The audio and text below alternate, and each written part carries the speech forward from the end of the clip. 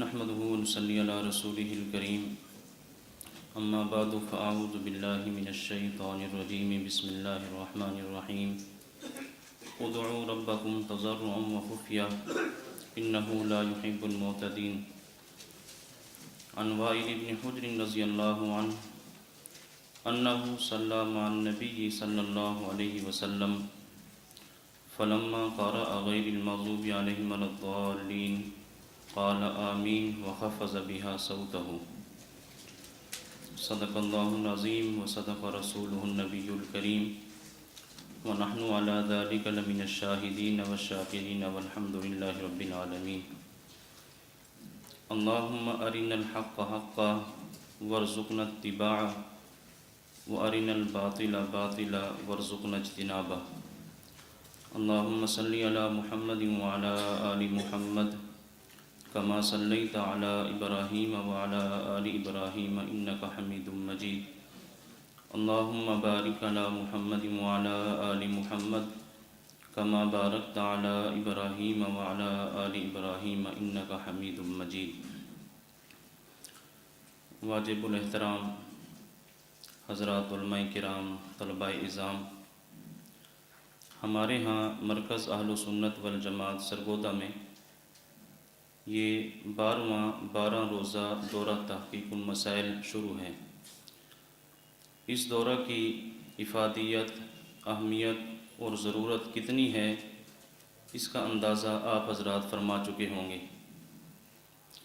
اور اس نتیجہ پر پہنچے ہوں گے کہ واقعی اس دور میں اس طرح کے تحقیقی اور مسلکی دوروں کی بہت زیادہ ضرورت ہے، اور اس بات پر ہمیں اللہ رب العزت کا شکر ادا کرنا چاہیے کہ اللہ رب العزت نے ہمیں ایسی جگہ عطا فرمائی ہیں کہ جہاں دلائل کے ساتھ، اعتدال کے ساتھ اور اخلاص کے ساتھ یہ کام شروع ہے.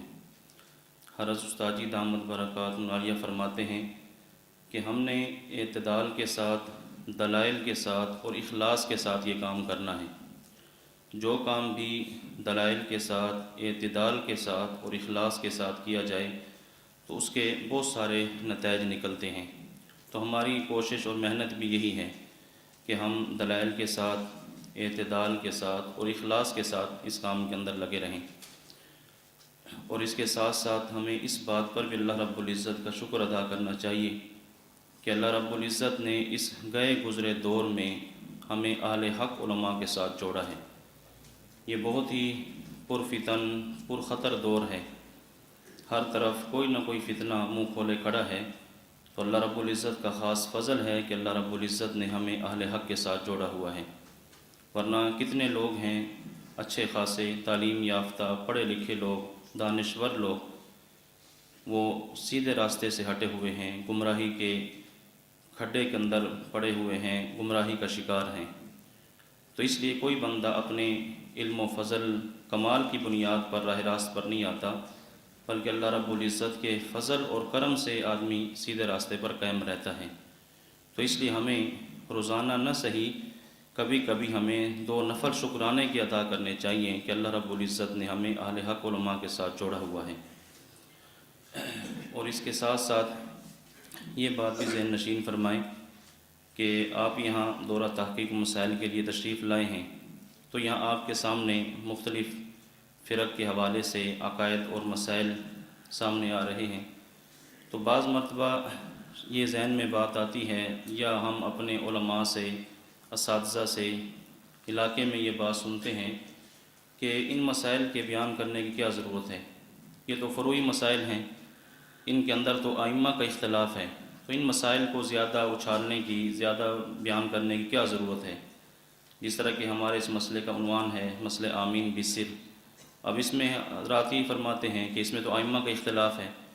تو جب ائمہ کا اختلاف ہے تو اگر غیر مقلدین نے اختلاف کیا ہے تو اس سے کیا فرق پڑتا ہے؟ اس کو اتنا دلائل کے ساتھ اتنا اس کو بیان کرنا، اس کو مناظرے کرنے کی کیا ضرورت ہے؟ یہ بات اچھی طرح ذہن نشین فرمائیں کہ ہمارا جو غیر مقلدین سے یا غیر مقلدین کا ہم سے جو اختلاف ہے یہ فروعی اختلاف نہیں ہے. بہت سارے حضرات غلط فہمی کا شکار ہیں کہ ہمارا یہ آپس میں فروعی اختلاف ہے. حجت اللہ فی الارض حضرت مولانا امین صفدر اکاڑوی رحمۃ اللہ علیہ نے بہت ساری کتابوں میں اپنی یہ بات لکھی ہے کہ ہمارے حضرات سمجھتے ہیں کہ ہمارے ان سے فروعی اختلاف ہے، جبکہ ان سے فروعی اختلاف نہیں ہے بلکہ اصولی اختلاف ہے۔ دیکھیں ائمہ اربعہ کے جو مسائل ہیں، اختلافی مسائل آپ پڑھتے ہیں، مثلاً یہی جو مسائل ہیں کہ امام کے پیچھے قرات نہیں کرنی، کوئی کہتے ہیں کرنی ہے، کوئی کہتے ہیں آمین آہستہ آواز سے، کوئی اونچی آواز سے، کوئی کہتا ہے رفع دین نہیں کرنا، کوئی کہتا ہے کرنا ہے۔ تو یہ مسائل آپ نے پڑھے ہیں، لیکن کسی کتاب میں یا کسی بھی استاد سے آپ نے یہ بات نہیں سنی ہوگی کہ امام کے پیچھے فاتحہ پڑھنا ضروری ہے، جو نہیں پڑھے گا اس کی نماز نہیں ہوگی، رفع دین کرنا ضروری ہے، جو نہیں کرے گا اس کی نماز نہیں ہوگی، آمین اونچی آواز سے کہنا ضروری ہے، آہستہ آواز سے کہنا جو نہیں کرے گا اس کی نماز نہیں ہوگی۔ یہ نماز نہ ہونے کا فتویٰ کسی امام کے ہاں بھی نہیں ہے۔ وہ کہتے ہیں کہ بہتر یہ ہے کہ یوں کر لیا جائے، وہ کہتے ہیں بہتر یہ ہے کہ یوں کر لیا جائے، لیکن غیر مقلدین حضرات یہ کہتے ہیں کہ امام کے پیچھے فاتحہ پڑھنا فرض ہے، واجب ہے، جو نہیں پڑھے گا اس کی نماز نہیں ہوگی، رفع دین کرنا فرض ہے، جو نہیں کرے گا اس کی نماز نہیں ہوگی، آمین اونچی آواز سے کہنا ضروری ہے، جو نہیں کرے گا اس کی نماز خلاف سنت ہوگی، سینے پر ہاتھ باندھنا ضروری ہے، ناف کے نیچے ہاتھ باندھنے سے نماز نہیں ہوتی۔ اب آپ بتائیں کہ یہ فروعی اختلاف کیسے ہیں؟ جب وہ یہ نماز نہ ہونے کا فتویٰ دے رہے ہیں تو یہ فروعی اختلاف کیسے ہیں؟ تو ائمہ کا مسلک الگ ہے اور غیر مقلدین حضرات ان کا مسلک بالکل الگ اور جدا ہے۔ اور پھر دیکھیں ہم نے ان مسائل کو بیان کرنا شروع نہیں کیا، بلکہ ہماری طرف سے تو دفاع ہوا ہے، اقدام انہوں نے کیا ہے۔ سب سے پہلے انہوں نے اس مسائل کو بیان کرنا شروع کیا۔ ہمارے پورے ہندوستان میں صرف اور صرف حنفی مسلک کے لوگ تھے۔ سب سے پہلے جو یہاں اختلاف اور انتشار ہوا ہے یہ غیر مقلدین حضرات نے شروع کیا ہے۔ انہوں نے فتوے دیے کہ رفع دین فرض ہے، آمین اونچی آواز سے کہنا ضروری ہے، امام کے پیچھے فاتحہ پڑھنا ضروری ہے۔ جب انہوں نے اس طرح کی باتیں کی، اس طرح کے فتاوے دیے، تب جا کر جو ہے نا اختلاف شروع ہوا اور یہ امت دو حصوں کے اندر تقسیم ہو گئی ہے۔ تو اس لیے اصل اقدام ان کی طرف سے ہوا اور ہماری طرف سے اقدام نہیں بلکہ دفاع ہوا ہے۔ پھر ہمارے حضرات چونکہ بہت زیادہ پریشان تھے کہ ہو سکتا ہے کہ ہمارے پاس دلائل نہیں ہیں، ان کے پاس دلائل ہیں، یہ بیان کرتے ہیں، تو پھر ہم نے دفاع کے اندر آ کر جو ہے یہ کام شروع کیا ہے۔ اور ہمارے علماء دیوبند کی جتنی بھی تحریکات ہیں، اقدام کسی نے بھی نہیں کیا، جب بھی ہوا ہے دفاع ہوا ہے، اقدام نہیں کرتے۔ تو چونکہ فریق مخالف کی طرف سے، دشمن کی طرف سے اقدام ہوتا ہے، پھر ہمارے حضرات یہ دفاع کرتے ہیں تاکہ عوام کو، ہمارے متعلقین کو اچھی طرح بات سمجھ آئے۔ تو ان مسائل کو بیان کرنے کی ضرورت بھی اس لیے پیش آئی کہ چونکہ ان حضرات نے ان کو بیان کیا ہے، ان کے اوپر مستقل کتابیں لکھی ہیں، چیلنج بازی کی ہے، مناظرے کیے ہیں، تقریریں کی ہیں، پھر اس لیے ہم نے ان مسائل کو دلائل کے ساتھ بیان کرنا شروع کیا تاکہ ہماری عوام کم از کم وہ مطمئن ہو کہ ہماری نماز 100% سنت کے مطابق ہے، ہمارے پاس ان مسائل کے اندر دلائل موجود ہیں۔ اور مسئلہ صرف آمین رفع دین کا نہیں ہے، یہ غیر مقلدیت کا فتنہ کتنا خطرناک فتنہ ہے کہ جب ان کی ہم کتب پڑھتے ہیں، جب ان کے عقائد و نظریات پر نظر ڈالتے ہیں، پھر سمجھ آتی ہے کتنا خطرناک فتنہ ہے۔ لوگ تو سمجھتے ہیں کہ شاید ان کے انہی مسائل کے اندر اختلاف ہے، وہ کہتے ہیں یہ ہے، وہ کہتے ہیں یہ رفع دین کرنی، یہ کہتے ہیں نہ کرنی۔ اس میں ہمارا نزاع نہیں ہے، زیادہ مسائل ہمارے اس کے اندر نہیں ہیں۔ اصل مسئلہ یہ ہے کہ ان حضرات کے جو عقائد و نظریات ہیں وہ بہت خطرناک ہیں، لیکن ہماری عوام کو پتہ نہیں ہے، علماء کو پتہ نہیں ہے۔ اس لیے ان کو نیم رافضی بھی کہا جاتا ہے۔ ان کے بہت سارے مسائل رافضیوں کے ساتھ ملتے ہیں اور بہت سارے مسائل ان کے مرزائیوں کے ساتھ ملتے ہیں۔ تو جب ان کے مسائل مرزائیوں کے ساتھ ہیں، رافضیوں کے ساتھ ہیں، تو پھر یہ اہل و سنت والجماعت کا فرقہ کیسے ہو سکتا ہے؟ تو اس لیے ہم پوری بات جو ہے اپنے عوام کے سامنے رکھتے ہیں تاکہ ان کو پتہ چلے کہ یہ کتنا خطرناک فتنہ ہے۔ یہاں ایک بات آپ ذہن نشین فرمائیں، ایک مرتبہ حضرت استاد جی دامت برکاتہ العالیہ کے پاس کچھ لوگ آئے، مہمان آئے، تو بات چلتی رہی، تو انہوں نے استاد جی سے سوال کیا کہ حضرت یہ بتائیں کہ مرزائیت اور رافضیت بڑا فتنہ ہے یا غیر مقلدیت یہ بڑا فتنہ ہے؟ ان کے ذہن میں تو یہ تھا کہ رافضیت بڑا فتنہ ہے، مرزائیت یہ بڑا فتنہ ہے، ان کے مقابلے میں غیر مقلدیت یہ تو بڑا فتنہ نہیں ہے، وہ کافر ہیں اور یہ مسلمان ہیں، ان کو پر کفر کا فتویٰ تو نہیں ہے۔ تو استاد جی نے بہت پیاری بات ارشاد فرمائی۔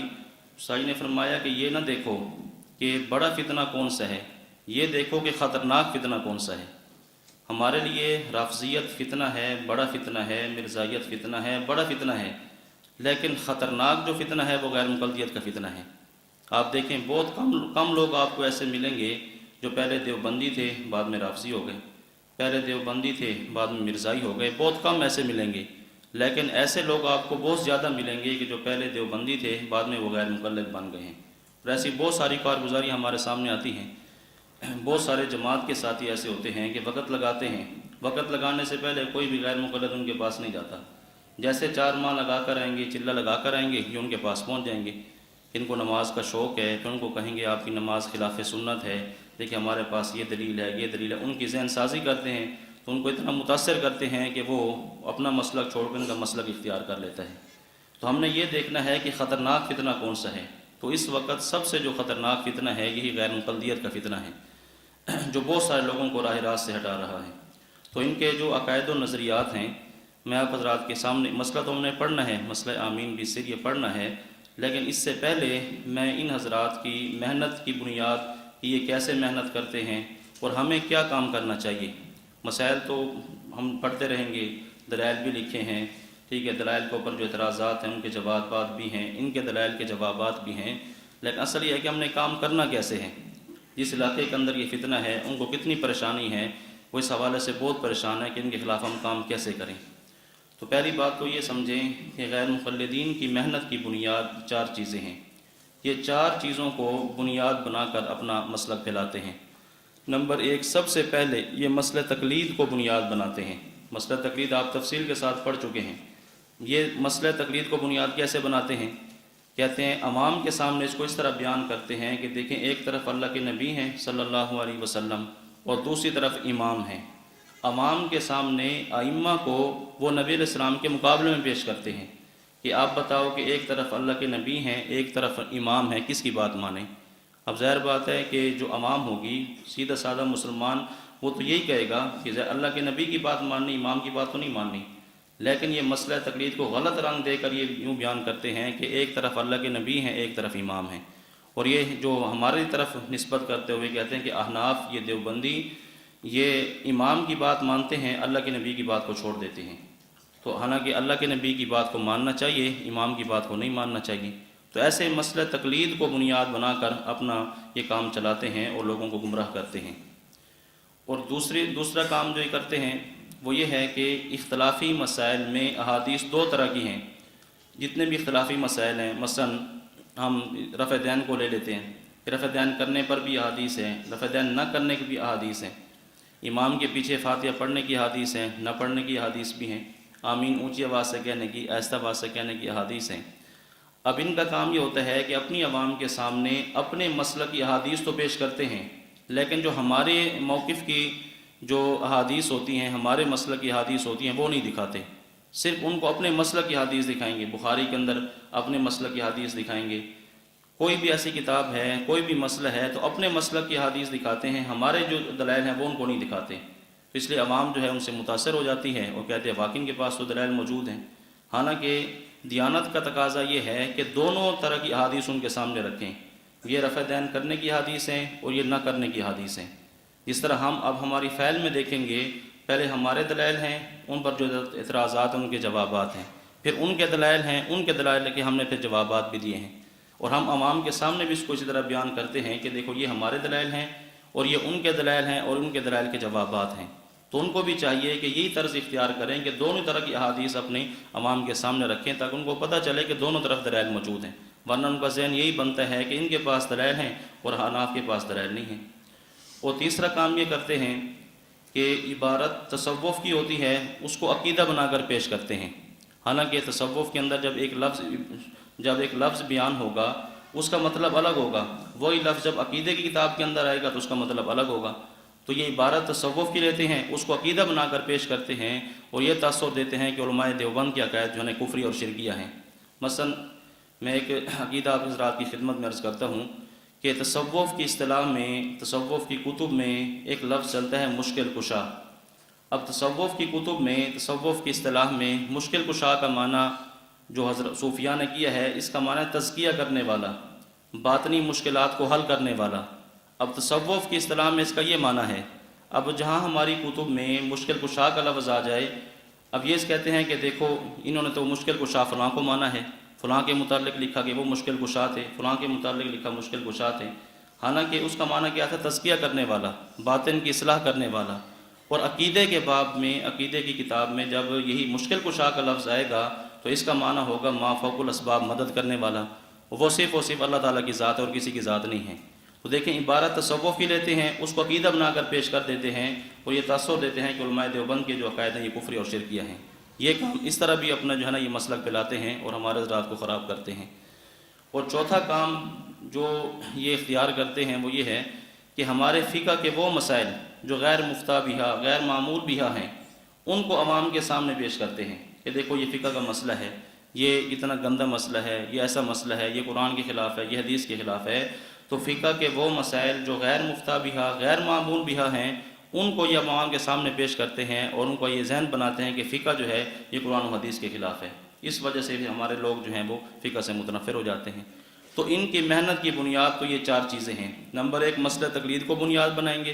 نمبر دو، احادیث دو طرح کی ہیں، صرف اپنے مسئلہ کی حدیث دکھائیں گے، ہمارے مسئلہ کی حدیث نہیں دکھاتے۔ نمبر تین، عبارت تصوف کی ہوتی ہے، اس کو عقیدہ بنا کر پیش کرتے ہیں۔ اور چوتھا یہ ہے کہ فقہ کے غیر مفتہ بہا، غیر معمول بہا مسائل کو عوام کے سامنے بیان کر کے ان کو متنفر کرتے ہیں۔ یہ تو ان کی محنت کی بنیاد ہے۔ ہم نے کیا کرنا ہے؟ تو دیکھیں، ہم نے یہ تو نہیں ہے کہ وہ کام کرتے رہیں اور ہم اس طرح بیٹھے رہیں۔ تو ہم نے جب ان کے مقابلے کے اندر کام کرنا ہے تو ہم کون سے کام اختیار کریں؟ ہم اپنی عوام کو کیسے سمجھائیں، اپنی عوام کو کیسے ان سے دور کریں تاکہ وہ ان کے دھوکے کے اندر نہ آئیں، ان کا شکار نہ ہوں؟ تو پھر ہم نے کیسے کام کرنے ہیں؟ تو اس حوالے سے میں 5 کام آپ حضرات کی خدمت میں عرض کرتا ہوں کہ اگر ہم اس فتنے کے خلاف کام کرنا چاہتے ہیں، کر رہے ہیں، تو ہمیں 5 کام کرنے چاہیے۔ سب سے پہلا کام یہ ہے کہ نفس مسئلہ اور اصل مسئلہ سمجھیں۔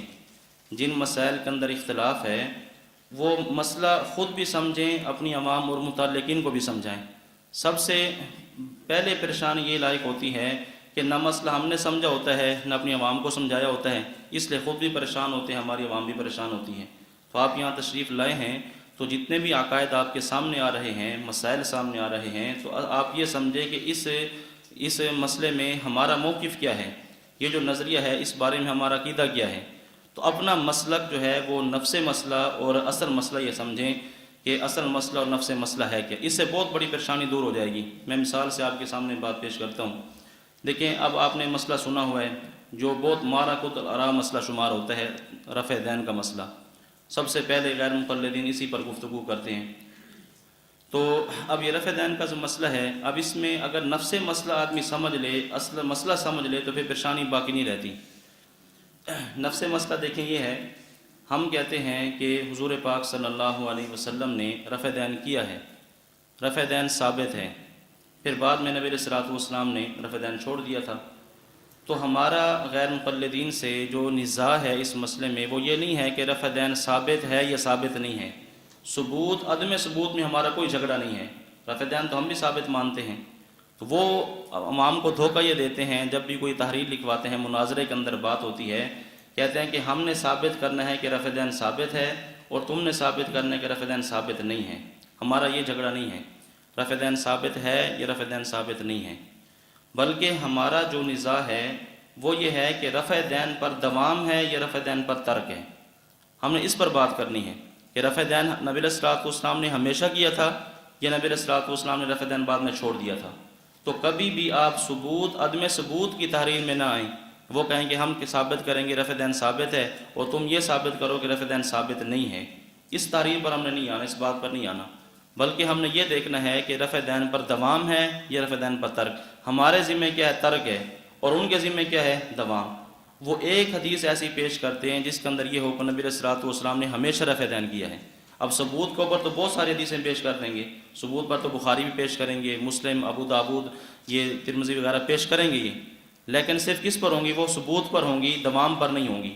آپ ان سے کہیں کہ ہم آپ سے 400 4000 احادیث کا مطالبہ نہیں کرتے، صرف ایک حدیث کا مطالبہ کرتے ہیں کہ ایک حدیث ایسی دکھائیں کہ جس کے اندر یہ ہو کہ رفع دین نبی علیہ السلام نے ہمیشہ کیا ہے۔ دیکھیں، اب جب یہ مسئلہ آپ سمجھ جائیں گے، اب ان سے مطالبہ کرنا آسان ہو جائے گا، ورنہ جب تک بندے کو مسئلے کا پتہ نہیں ہوتا تو آدمی ان کی باتوں کے اندر جو ہے وہ پھنس جاتا ہے کہ وہ کہتے ہیں رفع دین ثابت ہے، ہم کہتے ہیں ثابت نہیں ہے۔ تو یہ نہیں کہنا کہ رفع دین ثابت نہیں ہے، بلکہ ہمارا اختلاف کس میں ہے؟ دوام اور ترک میں ہے۔ وہ کہتے ہیں کہ ہمیشہ کیا، اور ہم کیا کہتے ہیں ہمیشہ نہیں کیا، بعد میں چھوڑ دیا تھا۔ تو جب یہ مسئلہ خود بھی سمجھ آ جائے گا، اپنے عوام کو بھی سمجھا دیں گے، اب وہ بخاری پیش کرے، مسلم پیش کرے، سیاستہ کی کوئی کتاب پیش کرے، اب ہمارا ساتھی پریشان نہیں ہوگا، اس کو پتہ ہوگا کہ اس کے اندر کس کا ذکر ہے، صرف ثبوت کا ذکر ہے۔ حضرت استاد جی دامت برکاتہ عالیہ یہی فرماتے ہیں، جب ان سے کوئی مناظرے کی بات کرتا ہے کہ ہمارے ہاں اختلاف ہے جی، غیر مقلد ہیں، مناظرہ کرنا چاہتے ہیں، اب دیکھیں وہ اپنا پورا کام کر لیتے ہیں، جب پورا کام ہو جاتا ہے ہمارا ساتھی بات کرتا ہے تو فوراً وہ یہی کہتے ہیں کہ جی مناظرہ رکھ لو، ٹھیک ہے، ہم اپنے مناظر کو بلاتے ہیں، تم اپنے مناظرے کو بلا لو، مناظرہ کروا لیتے ہیں۔ اب وہ اپنی پوری محنت کر چکے ہیں، ہمارے ساتھیوں کی تو ابھی کام شروع نہیں ہوا، وہ تو پتہ نہیں ہے، مسئلے کا پتہ نہیں ہے، لیکن غیر مقلد فوراً کہتے ہیں کہ ایسا کرتے ہیں کہ اس مسئلے میں مناظرہ کروا لیتے ہیں، پھر استاد جی سے رابطہ کرتے ہیں، تو استاد جی فرماتے ہیں کہ دیکھو مناظرے کی ترتیب وہ ہوگی جو ہم بتائیں گے، ہماری طرز پر مناظرہ جب ہم نے کرنا ہے تو پھر ترتیب بھی وہی ہوگی جو ہم نے بتانی ہے، یہ تو نہیں ہے کہ شروع سے مناظرہ ہو جائے۔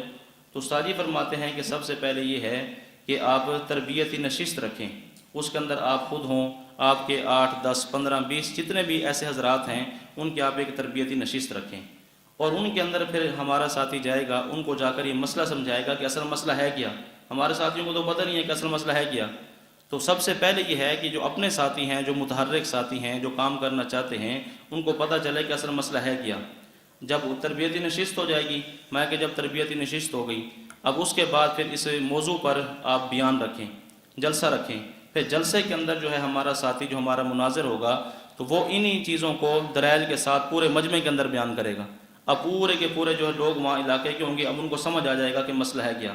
ہماری جو اپنی عوام ہے، جو متحرک ہے، ان کو بھی بات سمجھ آ جائے گی، بھرے جلسے کے اندر بھی یہ بات سمجھ آ جائے گی۔ اب اس کے بعد پھر تیسرا نمبر ہوگا مناظرے کا، جب آپ یہ طرز اختیار کریں گے تو پھر مناظرے کی نوبت ہی نہیں آئے گی، کیوں؟ اس لیے کہ ان کو سمجھ آ چکی ہے کہ یہ حضرات تو اچھی خاصی محنت کر چکے ہیں، اپنی عوام کو بھی بات سمجھا دی ہے، اور اسی طرح جو ہے پورے علاقے کو بات سمجھا دی ہے۔ اب اس کے بعد جب مناظرہ ہوگا تو غیر مقلدین پہ کامیاب نہیں ہو سکیں گے، ورنہ کیا ہوگا، اس کا نقصان کیا ہوگا اگر یہ ترتیب اختیار نہ کی جائے، اس کا نقصان کیا ہوگا؟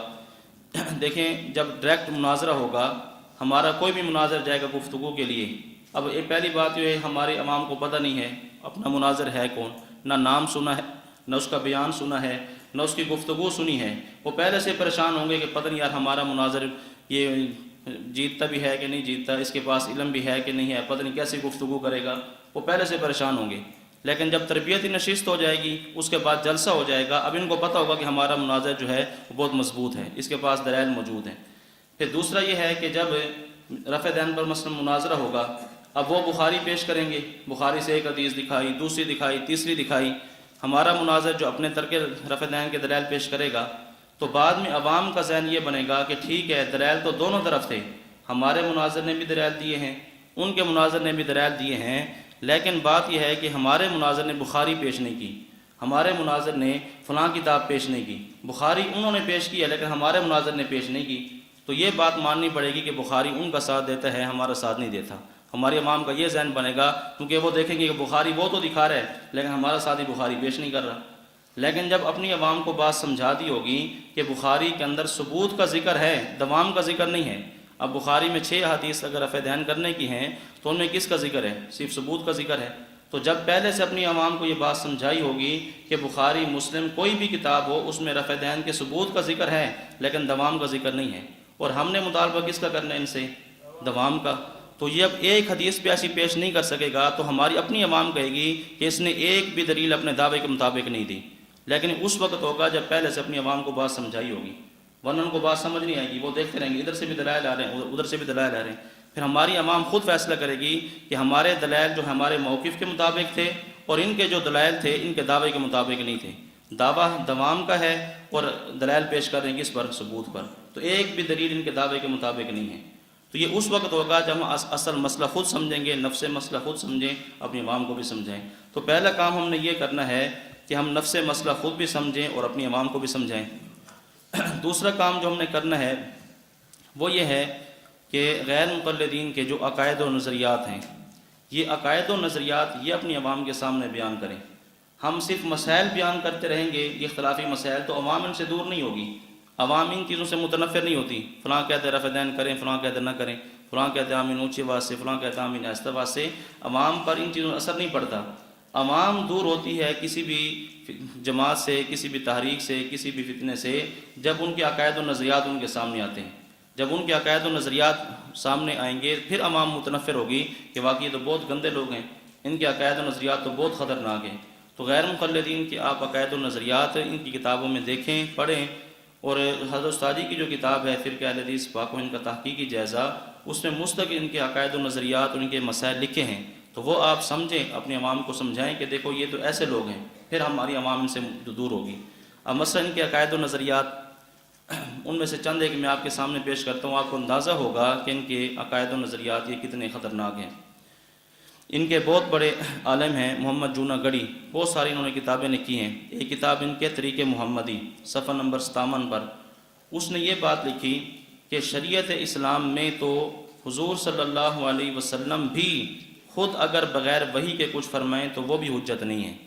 یعنی امام کے مقابلے میں وہ یہ بات کہہ رہے ہیں کہ یہ احناف تو ائمہ کی بات مانتے ہیں، ہم تو یہ کہتے ہیں کہ خود نبی علیہ الصلوۃ والسلام بھی اپنی رائے سے بغیر وحی کے کچھ فرمائیں تو وہ بھی حجت نہیں ہے، ہم امام کی بات کیسے مانیں؟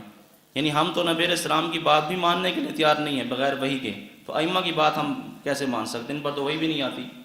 اب دیکھو امام کے مقابلے میں انہوں نے نبی علیہ الصلوۃ والسلام کے متعلق کیا بات فرمائی کہ آپ بغیر وحی کے جو کچھ بھی فرمائیں گے وہ آپ کا فرمانا حجت نہیں ہوگا۔ حالانکہ نبی علیہ الصلوۃ والسلام کہ کتنے ایسے فرامین ہیں جو آپ نے بغیر وحی کے فرمائے ہیں اور ہم حجت مانتے ہیں، ہم ان سے بھی مطالبہ کرتے ہیں۔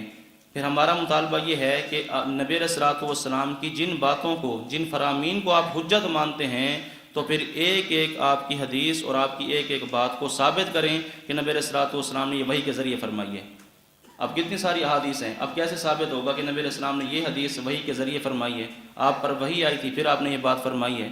تو آپ اندازہ کریں کہ نبی علیہ الصلوۃ والسلام کے بارے میں کیسی بات کہہ رہے ہیں کہ آپ بغیر وحی کے کچھ فرمائیں گے تو وہ بھی حجت نہیں ہوگا، تو ائمہ کی بات کیسے حجت ہوگی؟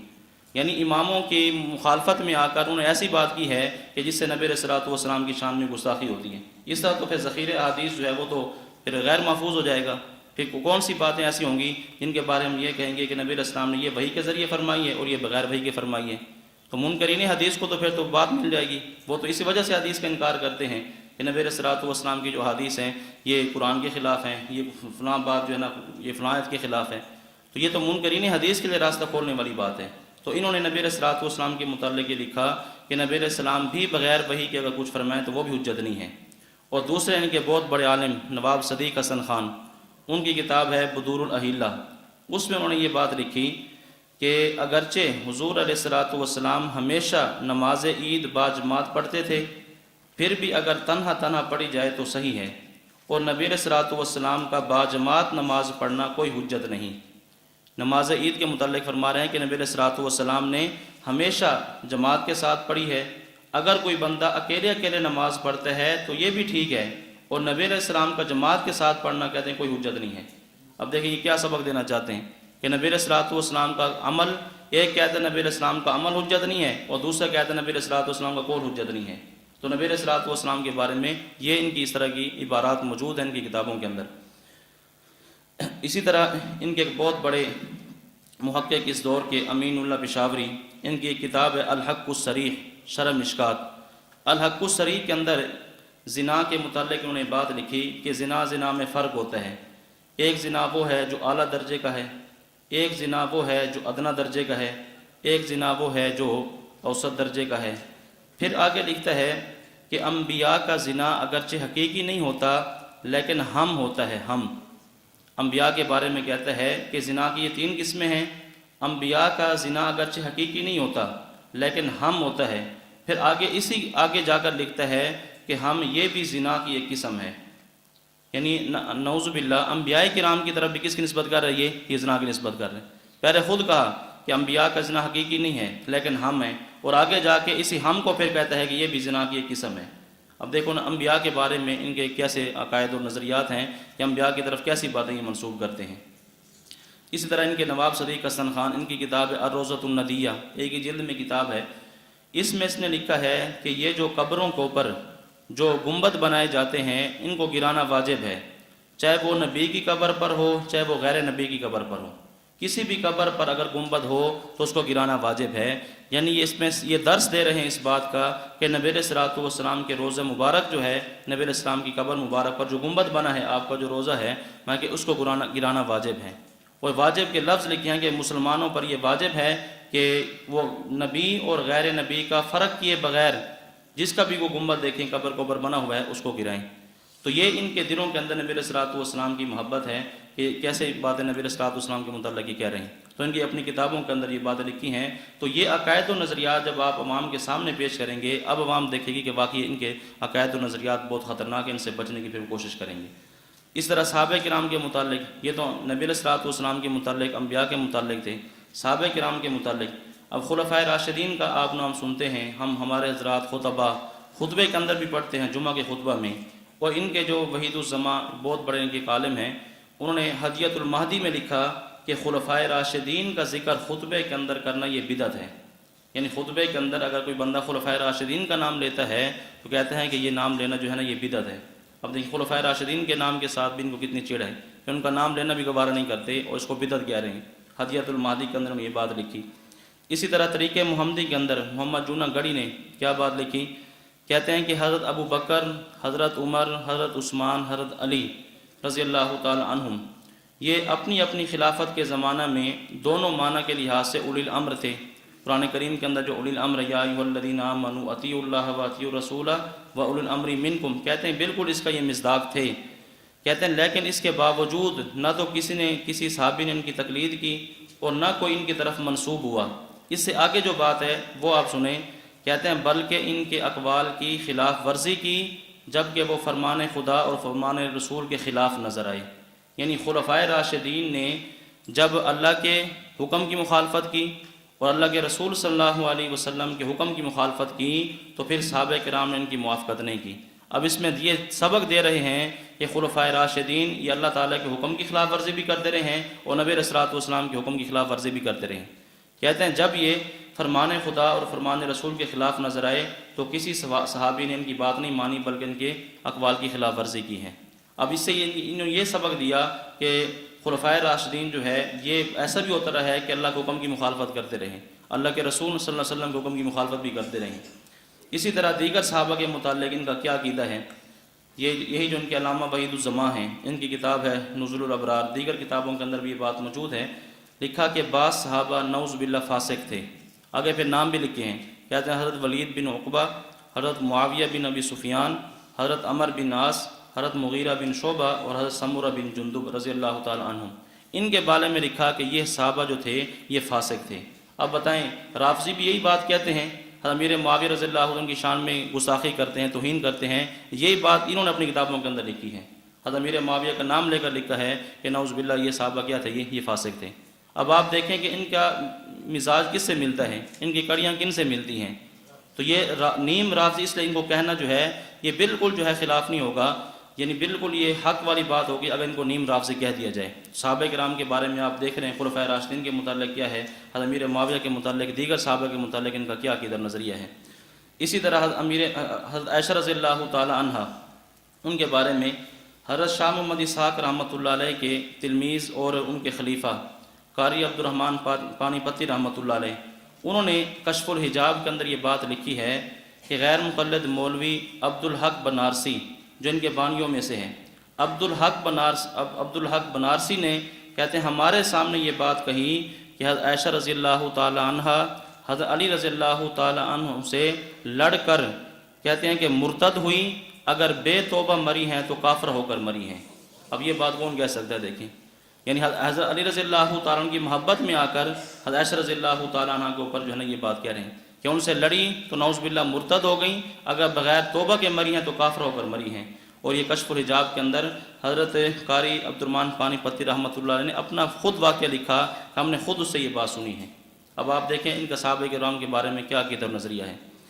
اس طرح امین اللہ پشاوری، جن کا حوالہ پہلے بھی گزرا ہے، ان کی کتاب ہے فتاوی الدین الخالص، اس کے اندر اس نے حضرت عائشہ رضی اللہ تعالی عنہ کے بارے میں لکھا، کسی مسئلہ میں حضرت عائشہ کا قول نقل کیا، پھر اس کا مطلب یہ بیان کیا کہ یہ بات حضرت عائشہ رضی اللہ تعالی عنہ نے اپنے بچپن اور بے وقوفی کی وجہ سے کی ہے۔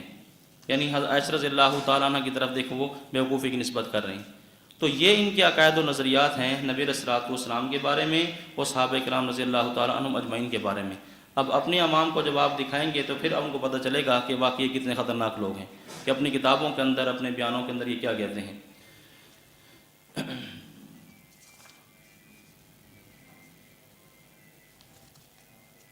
اسی طرح یہ شمع محمدی، یہ جو محمد جونہ گڑھی ہے، اس کی بہت ساری کتابیں، طریق محمدی، شمع محمدی، مشکات محمدی، صلاۃ محمدی، اس نام سے اس کے بہت سارے رسالے ہیں۔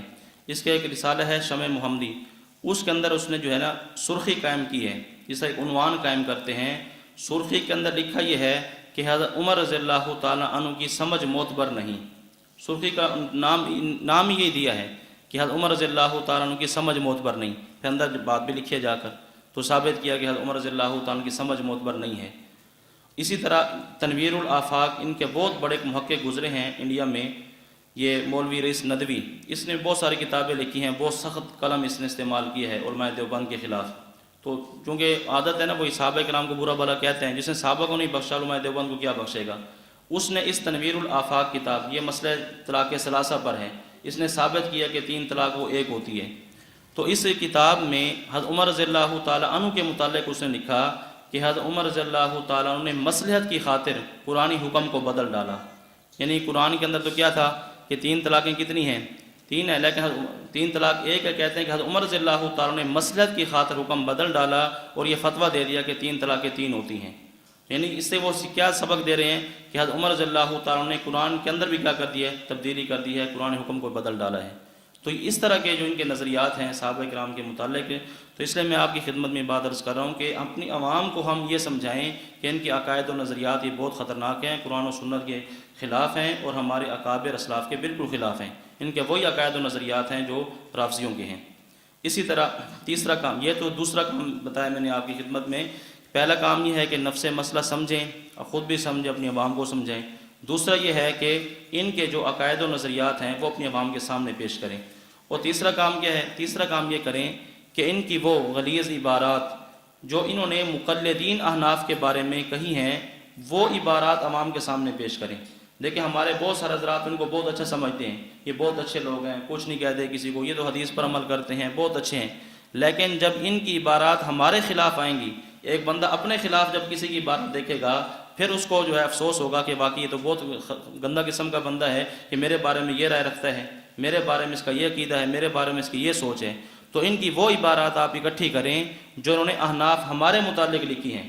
بس اوقات کسی اور کے خلاف ہوگی تو بندہ متاثر نہیں ہوگا، لیکن جب اپنی ذات پر بات آئے گی پھر آدمی وہ کہے گا کہ واقعی یار یہ بندہ ٹھیک نہیں ہے، اس نے میرے خلاف بھی اس نے یہ بات کی ہے۔ جب اپنی ذات پر بات آتی ہے بندہ پھر جو ہے دوسرے سے دور ہوتا ہے۔ تو ان کی وہ عبارات بھی آپ اکٹھی کریں، ایسی عبارات کتابوں کے اندر موجود ہیں جو انہیں ہمارے متعلق مقلدین کے متعلق کی ہیں۔ مثلا عبارت نمبر 1، ان کے ایک عالم ہیں عبدالحق حصاروی، کتاب ان کی ہے سیاحت الجنان۔ اس کتاب میں انہوں نے یہ لکھا کہ یہ امر روشن ہو چکا ہے کہ حق مذہب اہل حدیث ہے اور باقی جھوٹے اور جہنمی ہیں۔ حق صرف اہل حدیث ہے، باقی سارے کے سارے جہنمی اور جھوٹے ہیں۔ اور اہل حدیثوں پر واجب ہے کہ ان تمام گمراہ فرقوں سے بچیں، نہ ان سے دینی تعلقات رکھیں، نہ ان کے پیچھے نمازیں پڑھیں، نہ ان کے جنازے میں شرکت کریں، نہ ان سے سلام کریں، نہ ان سے نکاح کریں، نہ اپنی لڑکیاں دیں اور نہ لیں۔ یعنی وہی کام جو کافروں سے کیے جاتے ہیں، کہتے ہیں یہ کام کس سے کرنے ہیں، یہ اناف سے کرنے ہیں۔ اب دیکھیں یہ ہمیں مسلمان سمجھنے کے لیے بھی تیار نہیں ہیں، اور ہم کیا کہتے ہیں کہ بہت اچھے لوگ ہیں۔ تو یہ عبارتیں جو ہے جب انہوں نے اپنی کتابوں کے اندر لکھی ہیں، ان کے عوام یہ عبارتیں پڑھتی ہیں تو ہمارے من کا کیا ذہن ہوگا؟ وہ تو ہمیں مسلمان بھی سمجھنے کے لیے تیار نہیں ہیں، اور ہمارے حضرات ان کی تعریفیں کر رہے ہوتے ہیں، ان کے خلاف کام کرنے کی کیا ضرورت ہے، یہ تو بہت اچھے لوگ ہیں۔ تو سب سے پہلے یہ ہماری عوام کو متاثر کرتے ہیں صرف مسائل سے، ان کو نماز کی وجہ سے بس نماز پر لگا دیں گے، رفع دین پر لگا دیں گے، آمین پر لگا دیں گے، بعد میں پھر اپنی کتابیں پڑھنے کے لیے ان کو دیتے ہیں۔ تو پہلے تو ہمارا بندہ اس کا ذہن بالکل ٹھیک تھا، تو جب یہ مسائل کا شکار ہوتے ہیں اس کے بعد پھر اپنی یہ کتابیں ان کے سامنے پیش کرتے ہیں، اپنی کتابیں دیتے ہیں۔ جب وہ کتابیں ان کی پڑھتا جائے گا اس کا ذہن بھی آٹومیٹکلی بن جائے گا، اس کا ذہن بھی یہ بنے گا کہ واقعی احناف جو ہے نا یہ جو مشرک ہیں، بدعتی ہیں، یہ جہنمی ہیں۔ تو اپنی کتاب کے اندر سے یہ عبارت لکھی۔ اس طرح محمد جونہ گڑھی جو ہے، اس کی کتاب ہے سراج محمدی۔ اب اس کتاب میں اس سے ایک سوال پوچھا گیا، سوال اور جواب وہاں نقل کیا گیا ہے۔ سوال یہ ہوا اگر کسی وہابی یعنی غیر مقلد کا والد حنفی ہو کر مر گیا تو کیا اس کا بیٹا اپنے والد کے دعائے مغفرت کر سکتا ہے؟ یعنی بیٹا حنفی ہے اور اس کا باپ غیر مقلد تھا، کہتے ہیں کہ اس کا جو باپ حنفی ہو کر مر گیا، اب کیا اس کا یہ جو بیٹا ہے اب یہ اپنے والد کے لیے جو حنفی ہو کر مر گیا دعائے مغفرت کر سکتا ہے؟ اس نے کہا کہ مغفرت کرنا جائز نہیں ہے۔ آگے آیت لکھی ما کان للنبی والذین آمنوا ان یستغفروا للمشرکین، کہ مشرکین کے لیے دعائے مغفرت جائز نہیں ہے۔ یعنی بیٹا کیا تھا، وہ غیر مقلد ہے اور باپ اس کا حنفی ہو کر مر گیا، کہتے ہیں یہ جو بیٹا ہے یہ اپنے والد کے لیے دعائے مغفرت نہیں کر سکتا۔ کیوں؟ اس لیے کہ اس کا والد کیا تھا، مشرک تھا، حنفی تھا، حنفی مشرک ہے، لہٰذا دعائے مغفرت کرنے اس کے لیے جائز نہیں ہے۔ اب آپ دیکھیں ان کا ہمارے بارے میں کیا عقیدہ ہے، یہ ہمارے بارے میں یہ سوچتے ہیں کہ یہ بالکل جہنمی ہیں، یہ بالکل کافر ہیں، یہ بالکل مشرک ہیں، اور ہمارے حضرات کیا کہتے ہیں، یہ بہت اچھے لوگ ہیں، یہ تو قرآن و حدیث پر عمل کرنے والے ہیں۔ اسی طرح ایک اور ان کی کتاب ہے الاعتصام السنہ، اس کتاب میں انہوں نے یہ بات لکھی کہ چاروں اماموں کے مقلد، چاروں کی سراد کی ہے، چاہے وہ حنفی ہیں، چاہے وہ شافعی ہیں، چاہے وہ مالکی ہیں، چاہے وہ حنبلی ہیں، اور چاروں طریقوں کے متبعین، چار طریقے جو چشتیہ ہے، قادریہ، نقش بندیہ، سور وردیہ، کہتے ہیں ان کے ماننے والے اور چاروں ائمہ کے مقلدین سب لوگ مشرک اور کافر ہیں۔ دیکھو بالکل واضح کر کے لکھا کہ سارے کے سارے لوگ کیا ہیں، یہ کافر اور مشرک ہیں۔ تو ہمیں یہ کافر اور مشرک ہیں اور ہمارے حضرات ان کو جو نا بہت اچھا سمجھتے رہیں، تو یہ اس وقت ہوگا کہ جب ہم اپنی بات ان کے سامنے پیش کریں گے، پھر ہماری عوام کو پتہ چلے گا ان کے عقائد و نظریات کیا ہیں، صحابہ کے بارے میں کیا ہیں، ہمارے بارے میں کیا ہیں، اور ان کی اپنی عبارات کیا ہیں۔ تو اس لیے میں یہ عرض کر رہا ہوں کہ ہم ایسے کام کریں کہ جس سے ہماری عوام ان سے متنفر ہو اور ان سے دور ہو، ورنہ یہ بہت خطرناک فتنہ ہے، اور ہماری عوام جتنی جلدی ان کے چکر میں آتی ہے کسی اور کے نہیں آتی۔ ان کے پاس ایسے طریقے ہیں کہ ہماری عوام سب سے زیادہ متاثر ان سے ہوتی ہے، قرآن کے نام پر، حدیث کے نام پر یہ ہماری عوام کو متاثر کرتے ہیں۔ بہت دوسرا کوئی بھی فرقہ ہے، چاہے وہ اہل بدعت ہیں، قرافسی ہیں، وہ مرزائی کوئی بھی ہیں، اتنی جلدی ہماری عوام ان کے اس میں ہاتھ میں نہیں جاتی جتنی جلدی ان کے ہاتھ میں جاتی ہیں۔ تو اس لیے ہمیں ضرورت اس بات کی ہے کہ اپنی عوام کو ہم ان سے روشناس کرائیں کہ یہ غیر مقلدین کا فتنہ یہ انتہائی خطرناک فتنہ ہے، ان سے بچنے کی بہت زیادہ ضرورت ہے۔ تو یہ چند ایک باتیں میں نے آپ کے سامنے پیش کی ہیں۔ اچھا، ہمارے بارے میں تو ان کا یہ عقیدہ ہے کہ یہ مقلد ہیں، یہ جو بیعت کرنے والے ہیں سارے کے سارے کافر اور مشرک ہیں۔ اچھا، جو بالاتفاق کافر ہیں، جن کو ہماری پارلیمنٹ نے بھی کافر قرار دیا، مرزائی، اچھا مرزائیوں کے بارے میں ان کا کیا نظریہ ہے؟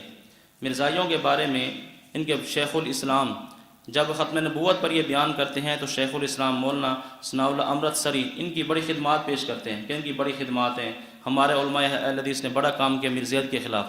اب یہ ان کے شیخ الاسلام ثناء اللہ امرتسری یہ کیا کہتے ہیں کہ اسلامی فرقوں میں خواہ کتنا اختلاف ہو، آخر نقطہ محمدیت پر جو درجہ ہے والذین آمنوا، اس میں سب شریک ہیں، اس لیے گو ان میں باہمی سخت شقاق ہو، مگر نقطہ محمدیت کے لحاظ سے ان کو باہمی رحماء ہونا چاہیے۔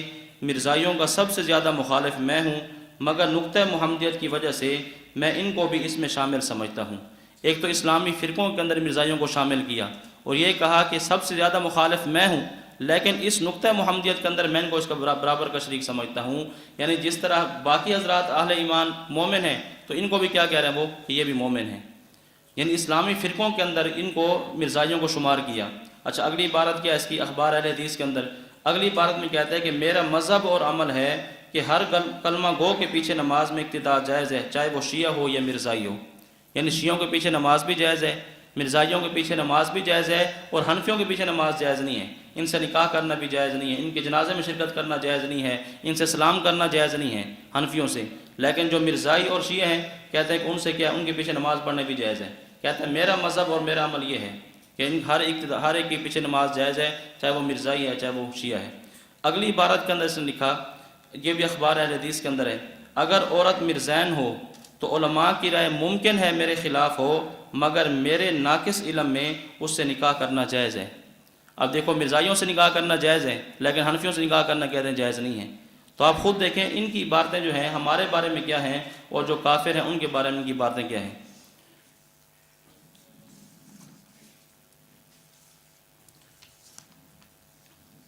اور بہت سارے ایسے مسائل ان کے موجود ہیں کہ جس کے اندر جو مسئلہ غیر مقلدین کا ہے وہی مسئلہ مرزائیوں کا ہے، یعنی مرزائی تو پہلے تھے، یہ تو بعد میں وجود میں آئے ہیں، تو وہی جو مرزائیوں والے مسائل تھے وہ انہوں نے اختیار کیے ہیں۔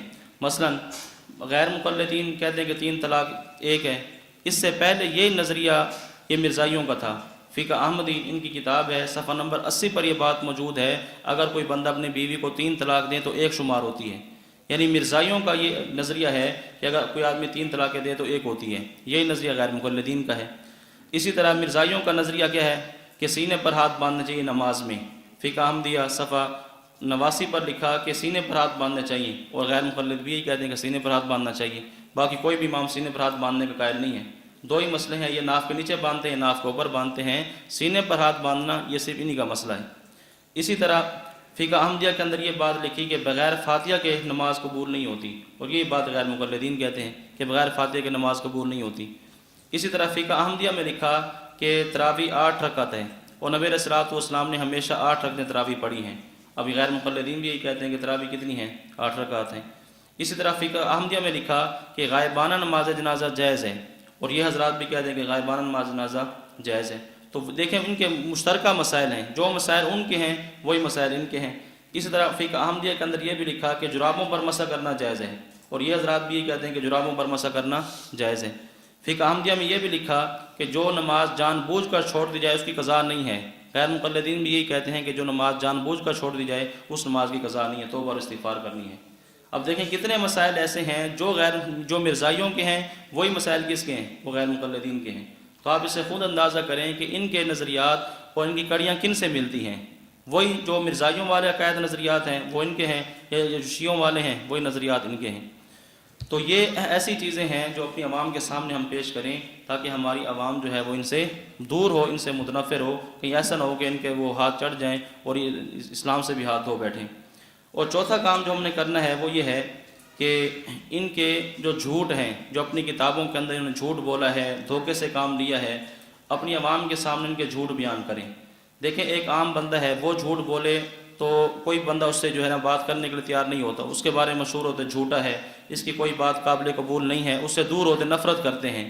ایک عالم ہو کر، ایک مفتی ہو کر، شیخ الحدیث ہو کر جب جھوٹ بولے گا تو آپ اندازہ کریں کہ یہ کتنا بڑا جرم ہوگا۔ ایک عام بندہ جھوٹ بولے اس کو کوئی برداشت نہیں کرتا، ایک مفتی ہے، شیخ الحدیث ہے، عالم دین ہے، وہ جھوٹ بولے گا تو یہ کتنا بڑا جرم ہوگا۔ اور ان کے مفتیان کرام نے فتاویٰ کے اندر، ان کے شیوخ نے اپنی کتابوں کے اندر ایسے جھوٹ لکھے ہیں کہ الامان والحفیظ۔ عام بندہ بھی ایسے جھوٹ نہیں بولتا جو یہ جھوٹ بول دیتے ہیں، دوسرے کی طرف خام خواہ کی نسبت کر دیتے ہیں۔ اب ان کے جھوٹ جو ہے کتابوں میں لکھے ہیں۔ اچھا پھر دیکھیں ان کی کتابیں دوبارہ چھپ بھی رہی ہیں، وہی جو ان کے اکابر کی کتابیں تھیں یہی لوگ چھاپ رہے ہیں۔ جب دوبارہ چھاپتے ہیں تب بھی عبارت اسی طرح ہوتی ہے، کسی عبارت کو نکالنے کے لیے تیار نہیں ہے۔ ایک وہ بھی غلطی سے چھپ گئی ہے یا اس کتاب کو اپنی عبارت سے نکال دیں، نہیں، اس کو اپنی کتاب سے نکالنے کے لیے بھی تیار نہیں ہے۔ ابھی تک ان کے جھوٹ ان کی کتابوں کے اندر موجود ہیں۔ مثلا دیکھیں اب ان کے جو یہ شیخ الاسلام ہے ثناء اللہ امرتسری، اس نے فتاویٰ ثنائیہ کے اندر یہ لکھا کہ سینے پر ہاتھ باندھنے اور رفع دین کرنے کی روایات بخاری، مسلم اور ان کی شروع میں بکثرت موجود ہیں۔ یعنی سینے پر ہاتھ باندھنے کی روایات اور رفع دین کرنے کی روایت کہتے ہیں کس میں ہے؟ بخاری اور مسلم میں۔ حالانکہ بخاری اور مسلم میں ایک حدیث بھی ایسی نہیں ہے کہ جس سے یہ بات ثابت ہو کہ سینے پر ہاتھ باندھنے چاہیے۔ یہ بالکل صریح جھوٹ ہے۔ آپ ان سے چیلنج کریں کہ آپ یہی بات ہمیں بخاری سے دکھائیں یا آپ ہمیں مسلم سے دکھائیں، یا پورے سیاستہ سے آپ ایسے ہمیں حدیث دکھائیں، صحیح اور مرفوع حدیث دکھائیں جس کے اندر یہ بات موجود ہو کہ نبی علیہ الصلوۃ والسلام سینے پر ہاتھ باندھتے تھے۔ پورے سیاستہ میں ایسی بات نہیں ہے، بلکہ انہوں نے دجل سے کام یہ لیا کہ مراسیل ابو داود کے اندر ایک روایت تھی، اور مرسل روایت جو ان کے نزدیک حجت بھی نہیں ہے، مرسل روایت ان کے نزدیک حجت نہیں ہے۔ سنن ابی داود کی آگے لگی ہے مراسیل ابی داود، مراسیل ابی داود سے ایک حدیث نکال کر انہوں نے سنن ابی داود کے اندر لکھ دی ہے۔ اب جتنی نئی کتابیں چھپ رہی ہیں وہی جو مراسیل کے اندر جو روایت تھی وہ سنن ابی داود کے اندر شامل کر دی ہے۔ یہ کام انہوں نے بہت ساری جگہ کیا ہے۔ ایک حدیث کسی اور کتاب میں تھی، وہاں سے نقل کر کے دوسری کتاب میں لکھ دی ہے۔ حاشیے کے اندر حدیث تھی، وہ متن کے اندر لکھ دی ہے۔ اب مراسیل الگ کتاب ہے، اس میں سے حدیث نکال کر سنن ابی داود کے اندر لکھ دی ہے۔ تو پہلے ہم کہتے تھے نا کہ سیاست میں ایک روایت بھی نہیں ہے کہ سینے پر ہاتھ باندھے جائیں۔ انہوں نے اس دعوے کو جھوٹا کرنے کے لیے وہ مراسیل سے ایک روایت نکال کے سنن ابی داود کے اندر نقل کر دی ہے، لیکن پھر بھی کیا ان کا فائدہ نہیں ہوا اس سے، اس لیے کہ وہ مرسل ہے، اور مرسل ان کے نزدیک حجت نہیں ہے۔ خود انہوں نے لکھا ہے کہ مرسل ہمارے نزدیک حجت نہیں ہوتی۔ تو کام بھی ایسا کیا تب بھی ان کا کام اس سے نہ چلا۔ بہرحال صحاح ستہ کے اندر کوئی ایسی مرفوع صحیح صریح حدیث نہیں ہے کہ جس کے اندر یہ ہو کہ نبی علیہ السلام سینے پر ہاتھ باندھتے تھے، اور انہوں نے کیا لکھا کہ بخاری کے اندر ایسی حدیث موجود ہے۔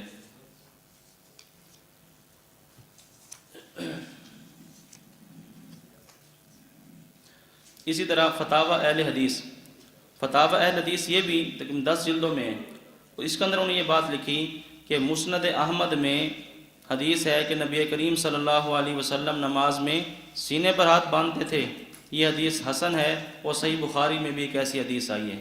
اب کس جگہ یہ صحیح بخاری میں کوئی پتہ نہیں ہے، صحیح بخاری آپ پوری تلاش کر لیں، صحیح بخاری میں ایک حدیث بھی ایسے نہیں آئے گی جس کے اندر یہ ہوگا نبی اسلام سینے پر ہاتھ باندھتے تھے یا آپ نے سینے پر ہاتھ باندھنے کا حکم دیا ہو، لیکن لکھ دیا کہ صحیح بخاری کے اندر بھی ایک حدیث ایسی آئی ہے، فتاوی اہل حدیث جلد 3 صفحہ 93 پر۔ اسی طرح ان کے مفتی ابو البرکات فتاوی برکاتیہ، یہ وہ عبارتیں ہیں جو ان کے فتاوی کے اندر موجود ہیں، فتاوی ثنائیہ میں، فتاوی علماء حدیث میں اور فتاوی برکاتیہ میں۔ کہتے ہیں کہ ایک سوال کے جواب میں لکھتے ہیں کہ صحیح بخاری میں حضور صلی اللہ علیہ وسلم کی حدیث ہے کہ 3 رکعت کے ساتھ وطر نہ پڑھو، مغرب کے ساتھ مشابہت ہوگی۔ یہ وطر 1 رکعت پڑھتے ہیں، کہتے ہیں صحیح بخاری کے اندر حدیث ہے کہ نبی علیہ السلام نے فرمایا کہ 3 رکعت وطر نہ پڑھو، کیوں؟ اس سے کیا ہوگی؟ نماز مغرب کے ساتھ مشابہت ہوگی۔ حالانکہ صحیح بخاری کے اندر ایک بھی حدیث ایسی نہیں ہے جس کے نبی علیہ السلام نے یہ فرمایا ہو کہ وطر 3 رکعت نہ پڑھو، بلکہ صحیح بخاری میں تو 3 رکعت وطر کی بات ہے، اس سے تو یہ ثابت ہوتا ہے وطر 3 رکعت پڑھنے چاہیے۔ لیکن انہوں نے کیا لکھا کہ صحیح بخاری میں حدیث ہے نبی علیہ السلام نے فرمایا کہ 3 رکعت وطر نہ پڑھو، اس سے نماز مغرب کے ساتھ مشابہت ہوگی۔ بالکل صریح جھوٹ ہے، صحیح بخاری کے اندر ایسی بات موجود نہیں ہے۔ اسی طرح ان کے مولوی حبیب الرحمن یزدانی، خطیب ہیں ان کے، خطبات یزدانی، یہ کتاب چھپی ہوئی ہے، اس میں انہوں نے لکھا، ایک تقریر کے دوران کہتے ہیں کہ امام بخاری نے بخاری شریف میں باب قائم کیا، باب المسی علی الجوربین، جرابوں پر مسح کرنے کا باب۔ کہتے ہیں امام بخاری نے باب قائم کیا، باب المسی علی الجوربین، اور ساتھ یہ بھی لکھا اگر یہ لفظ نہ ملیں تو میں مجرم ہوں۔ اب پوری بخاری آپ تلاش کر لیں، پوری بخاری میں کسی بھی جگہ یہ باب آپ کو نہیں ملے گا، باب المسی علی الجوربین، کہ جرابوں پر مسح کرنا چاہیے۔ لیکن انہوں نے اپنی تقریر کے دوران کہا بھی ہے اور کتاب کے اندر لکھا بھی ہے، اور ساتھ یہ بھی کہا اگر یہ لفظ نہ ملیں تو کہتے ہیں کہ میں مجرم ہوں۔ اب یہ بات بھی اس کے اندر موجود نہیں ہے۔ اس طرح ان کے بہت بڑے محقق زبیر علی زئی، یہ اس دور کے ان کے بہت بڑے محقق ہیں، انہوں نے بہت کام کیا ہے، ان کے حضرات ان کو بہت مانتے ہیں۔ اب آپ ان کی بددیانتی کا اندازہ لگائیں، امام اہل سنہ مولانا سرفراز خان صفدر رحمۃ اللہ علیہ نے جو کتاب لکھی ہے تقلید کے مسئلہ پر، اس مسئلہ میں شیخ صاحب نے یہ لکھا کہ ہمارے ہاں اتباع اور تقلید ایک ہی چیز ہے، اتباع اور تقلید، اقتداء یہ مترادف ہیں، اقتداء، اتباع اور تقلید ایک ہی چیز ہیں، اور غیر مقلدین کے نزدیک اقتداء اتباع اور چیز ہے، تقلید اور چیز ہے۔ اب شیخ صاحب کی یہ عبارت تھی، زبیر علی زئی نے کتاب لکھی دین میں تقلید کا مسئلہ، اس میں اس نے عبارت یہ لکھی کہ ان کے دیوبندیوں کے شیخ الحدیث مولانا سرفراز خان صفدر لکھتے ہیں کہ اقتداء اور چیز ہے، اتباع اور چیز ہے، یعنی یہی شیخ صاحب کی عبارت جو ہے توڑ موڑ کے پیش کی، اور اپنا جو ہے وہ مدعا ثابت کرنے کے لیے امام صاحب شیخ امام اہل سنت کی بات پیش کر دی کہ ان کے دیوبندیوں کے بہت بڑے جو عالم کہتے ہیں کہ اتباع اور چیز ہے، تقلید اور چیز ہے۔ حالانکہ شیخ صاحب نے یہ لکھا تھا کہ ہمارے ہاں ایک ہی چیز ہے اور غیر مقلدین کے نزدیک کیا ہے، الگ الگ چیزیں ہیں۔ اب انہوں نے جو ہے نا شیخ صاحب کی طرف منسوب کر کے یہ بات لکھ دی ہے کہ یہ بہت بڑی بددیانتی ہے کہ حوالہ نقل کرنے کے اندر بھی انہوں نے بددیانتی سے کام لیا ہے کہ شیخ صاحب کی عبارت کچھ تھی اور بناس کو کچھ دیا ہے۔ اس لیے آپ جب بھی ان کی کوئی کتاب دیکھیں تو دیکھتے ہی اسے متاثر نہ ہوا کریں، بلکہ اصل کتاب کے اندر وہ عبارت دیکھیں ویسی ہے کہ نہیں ہے۔ ہمارے پاس تو یہاں بہت سارے اس طرح کے مسائل آتے ہیں، پچھلے دنوں بھی 20 رکعت تراویح پر ایک جگہ سے سوالات آئے تو انہوں نے ثابت کیا ہوا تھا کہ 8 رکعت تراویح، اور جتنے بھی حوالے ہم نے چیک کیے یہاں لائبریری کے اندر وہ سارے کے سارے حوالے ایسے تھے جس کے اندر انہوں نے دجل سے کام لیا ہوا تھا، عبارت کچھ تھی بنائی کچھ ہے، عبارت کچھ ہے بنائی کچھ ہے۔ تو اس لیے ان کی کسی بھی کتاب کا حوالہ آپ دیکھیں تو اسے دیکھ کر متاثر نہ ہو، بلکہ اصل کتاب کی طرف مراجعت کریں، اصل کتاب کے اندر عبارت کیا ہے۔ تو یہ چند ایک جھوٹ میں نے آپ کے سامنے پیش کیے ہیں، اس سے آپ اندازہ لگائیں کہ ان کے بڑے بڑے شیوخ اور ان کے بڑے بڑے مفتیان کرام کس قدر یہ جھوٹ بولتے ہیں۔ تو جن کی مسلک کی بنیاد ہی جھوٹ پر ہو تو وہ حق مذہب کیسے ہو سکتے ہیں۔ تو یہ وہ کام ہیں جو ہم اپنی عوام کے سامنے پیش کریں۔ تو پہلا کام کیا ہے؟ پہلا کام یہ ہے کہ نفس مسئلہ سمجھیں، ٹھیک ہے، اصل مسئلہ سمجھیں کہ اس مسئلے میں ہمارا اصل اختلاف ہے کیا۔ دوسرا یہ ہے کہ ان کے جو عقائد و نظریات ہیں وہ اپنی عوام کے سامنے لائیں، اور تیسرے نمبر پر جو ان کی عبارت ہمارے متعلق ہے، احناف کے متعلق، مقلدین کے متعلق، وہ عبارت اپنی عوام کے سامنے پیش کریں۔ اور چوتھا کام یہ ہے کہ ان کے جھوٹ جو ہے یہ اپنی عوام کے سامنے بیان کریں کہ انہوں نے اپنی کتابوں کے اندر کتنا جھوٹ لکھا ہے۔ اور پانچواں کام یہ ہے کہ دفاع کے ساتھ ساتھ اقدام بھی کریں، صرف دفاع ہی نہ کرتے رہیں، ہم جواب ہی دیتے رہیں، یہ اعتراض کرتے رہیں، سوال کرتے رہیں اور ہم جواب دیتے رہیں، بلکہ اس کے ساتھ ساتھ کیا کریں، تھوڑا سا اقدام بھی کریں، ان سے سوالات بھی کریں۔ اب ہوتا کیا ہے، ان کی طرف سے سوالوں کی فہرست آ جاتی ہے، 10 سوال، 20 سوال، 100 سوال، ہمارے سوالوں کو جواب دیں۔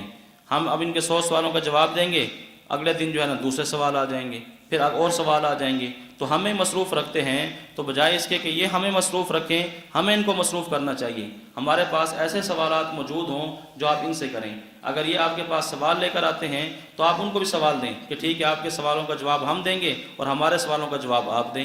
پھر ان کے سامنے آپ پھر وہ سوالات رکھیں۔ اور سوال بہت آسان ہے، مشکل نہیں ہے، کتابوں کے اندر یہ سوالات بہت سارے موجود ہیں، اگر آپ دیکھیں تو آپ کو بہت سارے مل جائیں گے۔ میں چند ایک یہاں آپ کے سامنے پیش کر دیتا ہوں کہ یہ چھوٹے چھوٹے نماز کے متعلق مسائل ہیں، آپ ان سے پوچھیں کہ اس مسئلے کا حل قرآن سے پیش کرنا ہے یا حدیث سے پیش کرنا ہے، کیونکہ تمہارے دو ہی اصول ہیں، فرمان خدا اور فرمان رسول، ان دو سے آپ نے پیش کرنا ہے۔ مثلا آپ ان سے سوال کریں کہ تکبیر تحریمہ یہ فرض ہے، واجب ہے، سنت ہے، یہ مستحب ہے۔ تکبیر تحریمہ جو ہم کہتے ہیں، ٹھیک ہے، ہاتھ اٹھاتے ہیں، یہ فرض ہے، واجب ہے، سنت ہے یا مستحب ہے، ٹھیک ہے۔ اب اس کے اوپر قرآن کی آیت ان سے آپ مانگیں یا کوئی ایسی صحیح صریح حدیث پیش کریں کہ جس کے اندر یہ بات موجود ہو کہ تکبیر تحریمہ فرض ہے، واجب ہے، سنت ہے، جو بھی ہے۔ نمبر 2، جو بندہ تکبیر تحریمہ نہ کہے اس کی نماز ہوگی یا نہیں ہوگی؟ اگر ہوگی تو یہ بھی حدیث سے دکھائیں، نہیں ہوگی تو یہ بھی حدیث سے دکھائیں۔ اسی طرح اکیلے نمازی اور مقتدی کا ہمیشہ تکبیر تحریمہ آہستہ آواز سے کہنا، ٹھیک ہے۔ جب بندہ اکیلا نماز پڑھتا ہے تو تکبیر تحریمہ آہستہ آواز سے کہتا ہے، ٹھیک ہے۔ مقتدی بھی ہمیشہ کیا کرتا ہے، آہستہ آواز سے کہتا ہے، اور امام اونچی آواز سے کہتا ہے۔ تو یہ جو فرق ہے، یہ آپ اس فرق کے اوپر حدیث پیش کریں کہ امام بلند آواز سے کہے اور مقتدی اور منفرد جو ہے یہ تکبیر تحریمہ آہستہ آواز سے کہے۔ اسی طرح اس کے بعد پھر ہاتھ باندھنے ہیں۔ اب ہاتھ باندھنا جو ہے یہ فرض ہے، واجب ہے، سنت ہے، کیا اس کا کیا حکم ہے، یہ بھی ہمیں حدیث سے پیش کریں کہ اسی طرح ایک بندہ ہاتھ چھوڑ کر نماز پڑھتا ہے، اس کی نماز ہوگی یا نہیں ہوگی؟ اگر ہوگی تب بھی حدیث سے دکھائیں، نہیں ہوگی تب بھی حدیث سے دکھائیں۔ اب یہ کوئی مسائل مشکل نہیں ہے، مسائل ایسے ہیں جو نماز کے اندر آپ دیکھتے ہیں کہ ایسے مسائل ہیں جو ہر بندے کو سمجھ آ سکتے ہیں۔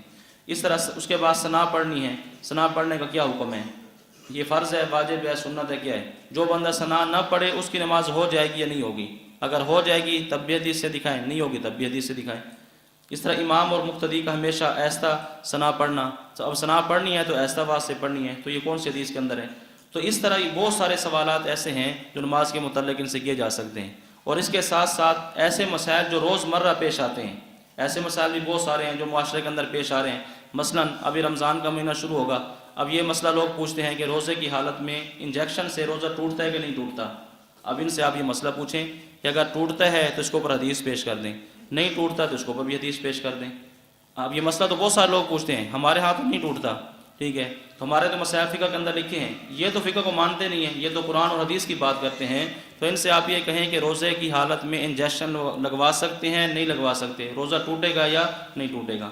اسی طرح ایک اور مسئلہ جو بہت زیادہ چلتا ہے، انتقال دم، انتقال خون، ایک آدمی کا خون نکالتے ہیں دوسروں کو لگاتے ہیں، یہ بہت ہر جگہ مسئلہ ہے انتقال خون کا۔ آیا انتقال دم جو ہے یہ جائز ہے کہ ناجائز ہے؟ ایک آدمی کا خون نکال کے دوسرے کو لگا سکتے ہیں؟ اس کے اوپر کوئی قرآن کی آیت پیش کریں، حدیث پیش کریں۔ اس طرح ٹیلی فونک نکاح آج کل بہت ہوتے ہیں، ایک آدمی پاکستان میں ہے، دوسرا جو ہے وہ باہر ہے، سعودی عرب میں ہے، امریکہ میں ہے۔ اب یہ ٹیلی فونک نکاح کیسے ہوگا، یہ جائز ہے یا ناجائز ہے؟ اب ٹیلی فونک نکاح یہ بہت زیادہ مسئلہ چل رہی ہے۔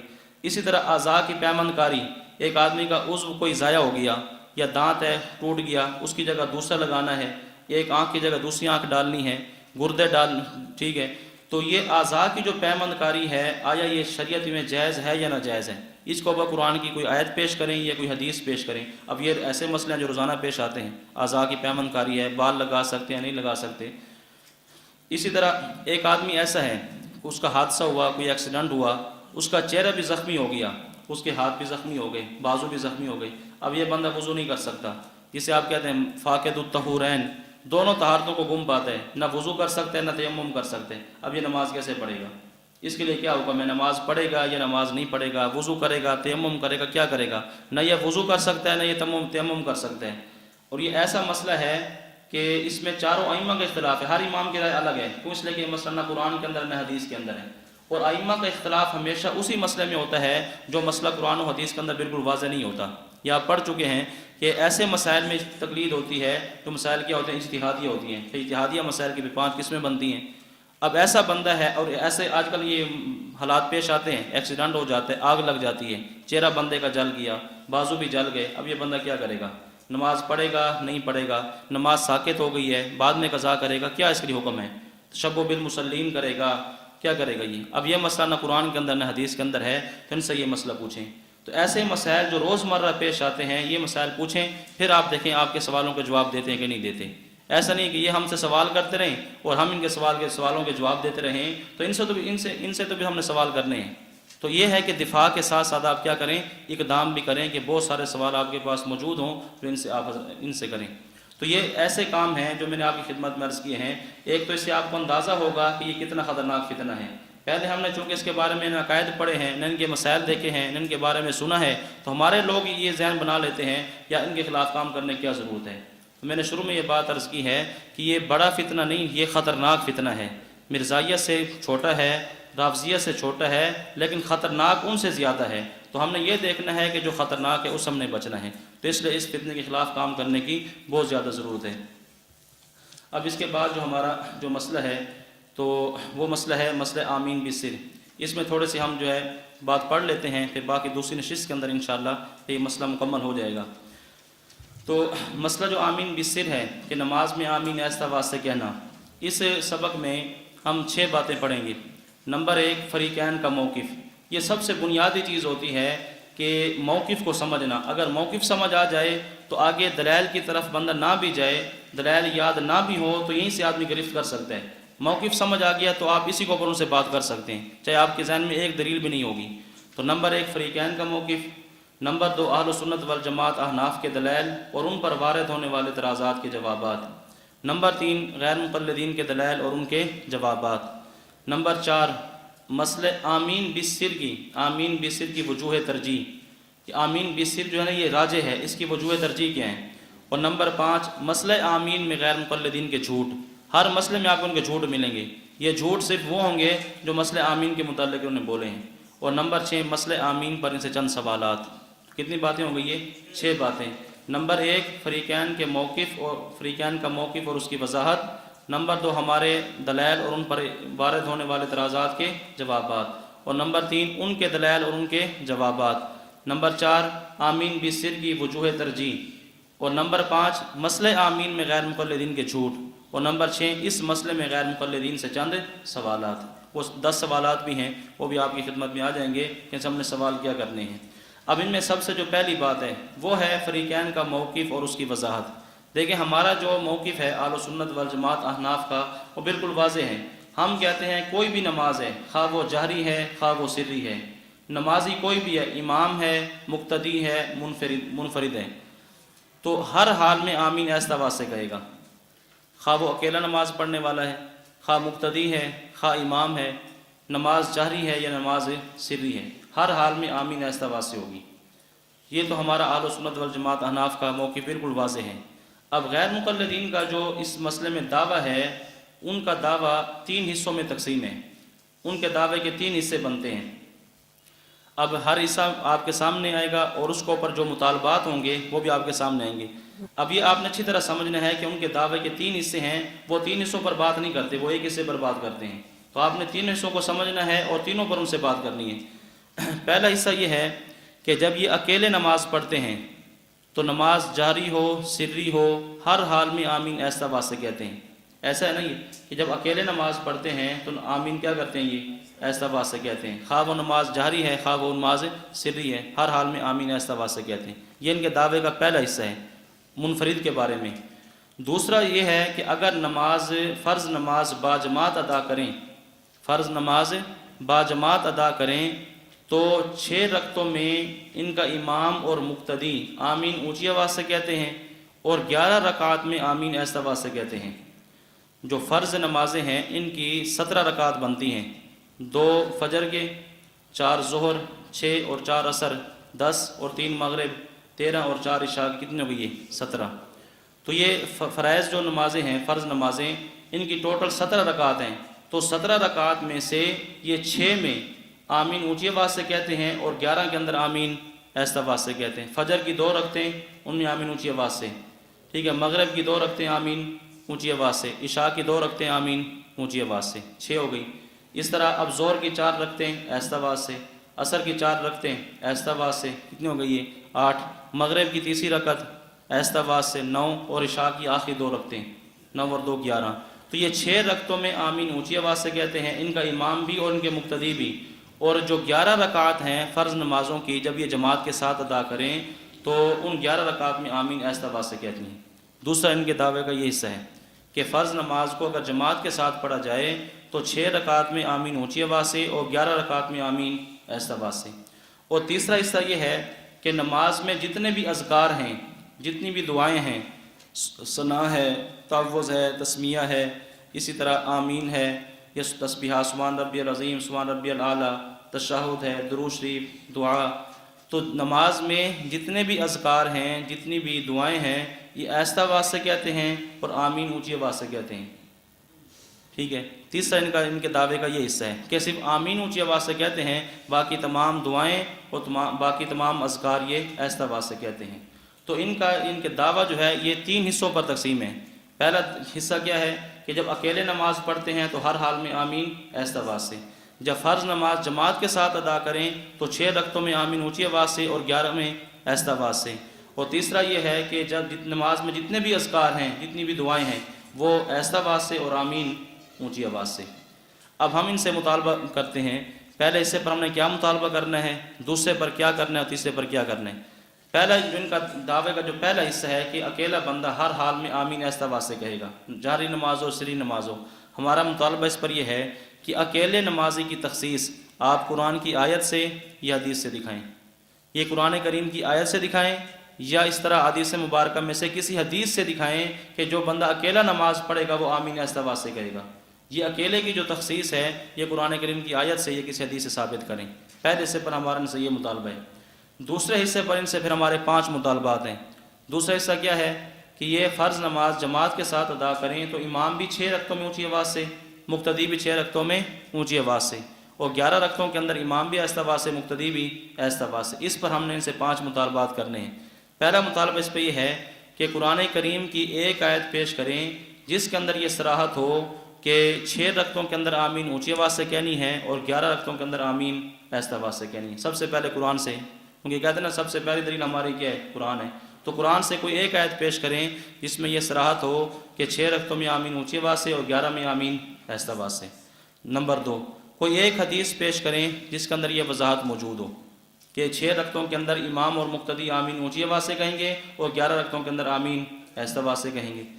نمبر 3، صحاح 6 میں سے کسی ایک کتاب سے یہ ثابت کر دیں کہ 6 رکعتوں کے اندر آمین اونچی آواز سے ہوگی اور 11 رکعتوں کے اندر آمین آہستہ آواز سے ہوگی۔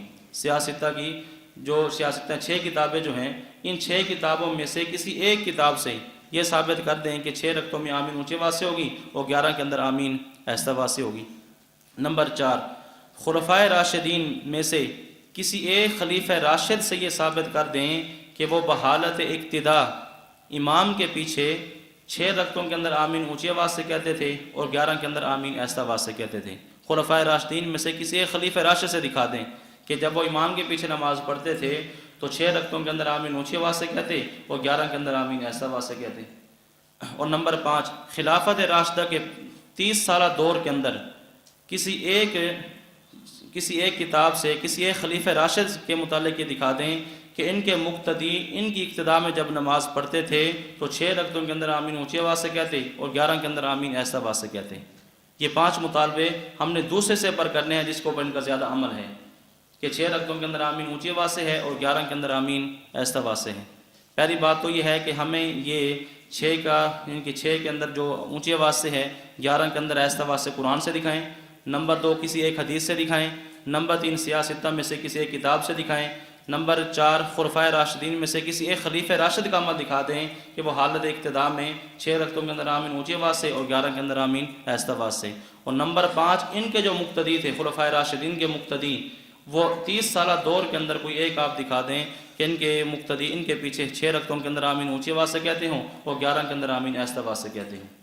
اور جو تیسرا حصہ کیا ہے ان کا؟ تیسرا حصہ یہ تھا کہ نماز میں جو باقی اذکار ہیں وہ تو آہستہ ہیں، لیکن جو آمین ہے یہ اونچی آواز سے ہے۔ اور آمین یہ ذکر ہے، آگے بات آئے گی، آمین کی 2 حیثیتیں ہیں، یہ دعا ہے یا پھر یہ ذکر ہے۔ تو اذکار کے اندر بھی شامل ہے اور یہ ادعیہ دعاؤں کے اندر بھی شامل ہے۔ تو ہم ان سے مطالبہ یہ کرتے ہیں کہ تم کہتے ہو کہ آمین تو اونچی آواز سے ہوگی لیکن باقی اذکار اور باقی دعائیں آہستہ آواز سے ہوں گی۔ یہ جو تخصیص ہے، یہ جو فرق ہے، یہ بھی آپ قرآن کریم کی آیت سے یا کسی حدیث سے دکھائیں کہ نماز کے اندر آمین تو اونچی آواز سے ہوگی اور باقی اذکار اور باقی دعائیں کس ہوں گی؟ یہ آہستہ آواز سے ہوں گی۔ تو ان کا دعویٰ جو ہے یہ 3 حصوں میں تقسیم ہے۔ دیکھیں اگر آپ ان کا دعویٰ سمجھ آتے ہیں اور ان کے دعوے کو سمجھ کر آپ ان تینوں دعوے ان کے سامنے رکھیں، یہ تینوں پر بات نہیں کرتے، نہ اپنی کتابوں کے اندر تینوں پر لکھا ہے انہوں نے، اور نہ یہ بات کرتے ہیں کہ بس آمین اونچی آواز سے ہونی چاہیے، مطلقاً بات کرتے ہیں۔ آمین آہستہ آواز سے کہتے ہیں ایک بھی حدیث نہیں ہے، حالانکہ زیادہ نمازیں تو وہ ہوتی ہیں جن کے اندر آمین آہستہ آواز سے کی جاتی ہے۔ تو ان کا یہ دعویٰ کہ آمین آہستہ کہنے کی ایک بھی حدیث صحیح نہیں ہے، تو پھر خود آہستہ آواز سے کیسے کہتے ہیں یہ؟ تو یہ ان کا دعویٰ آپ سمجھیں کہ ان کا دعویٰ 3 حصوں میں تقسیم ہے اور ہر حصے پر ان سے ہم نے مطالبہ کرنا ہے۔ اب اس کے مطابق دلیل پیش کریں۔ اب آپ دیکھیں اگر آپ کو یہ بات سمجھ آ گئی، آپ ان سے مطالبہ کریں، اب آگے دلائل کی طرف جانے کی ضرورت نہیں ہے، وہ تو دعوے کے اندر ہی پھنس جائے گا، وہ دعوے سے آگے نہیں جائے گا۔ آپ اس سے یہ بات طے کریں کہ یہ آپ کے 3 دعوے کے 3 حصے ہیں اور ہر حصے کے اوپر آپ نے دلیل پیش کرنی ہے۔ اب آپ دیکھیں آگے وہ جاتا کہ نہیں جاتا۔ تو دلائل کا نمبر تو بعد میں آئے گا نا، پہلے موقف کی وضاحت ہو جائے، یہ بات اچھی طرح سمجھ آ جائے کہ آگے دلائل کی طرف جانے کی ضرورت ہی نہیں ہے۔ تو سب سے پہلے یہ میں اس لیے عرض کر رہا تھا کہ سب سے پہلے یہ سمجھنا ہے کہ ہمارا موقف اور فریق مخالف کا موقف اس مسئلے میں ہے کیا۔ جو بھی مسئلہ آپ پڑھیں سب سے پہلے نفس مسئلہ سمجھیں، نفس مسئلہ سمجھ آ جائے گا، پھر آگے بات کرنی آسان ہو جاتی ہے۔ آگے پھر آمین کے متعلق جو دلائل ہوں گے تو انشاءاللہ وہ اگلی نشست کے اندر پھر کسی وقت پڑھیں گے۔ اللہ تعالیٰ سے دعا ہے کہ اللہ تعالیٰ ہمیں حق بات سمجھنے کی، عمل کرنے کی توفیق عطا فرمائے۔